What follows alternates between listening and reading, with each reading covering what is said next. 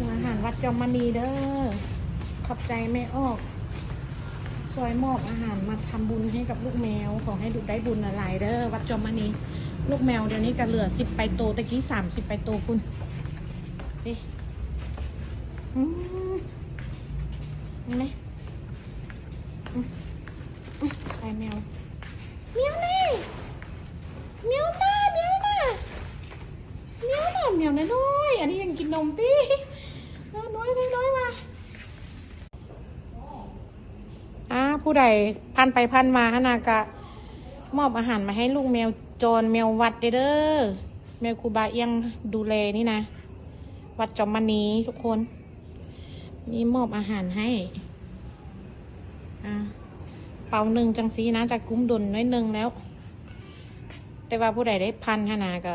ซอยๆเมตตาเด้อแมววัดนี้มันอยู่แต่ในวัดแล้วคันบ่มีคนเมตตากะจะบ่ได้กินอาหารได้เมื่อแม้มีแต่ตัวหน้าตาดีป้าตัวนี้หน้าตาดีแฮงคนแฮงมีตัวน้อยๆไปใส่เมื่อละเนาะเป็นลิอันแต่ว่ามีครูบาอย่างบ่มีพระน้อยนะไปซอยยกอาหารนะซื้อเป่าเซาโลแล้วอันไม่ออกยกคนเดียวบ่ได้เมียวเน่เมียวทำไมหน้าตาดีอย่างนี้ว่าน้อยไปใส่เบิดแล้วไปรีวิวใส่เบิดแล้วคือเห็นได้3 ตัวรีวิวใส่เบิดแล้วลูกเมียวน้อยเมียวเนี่ย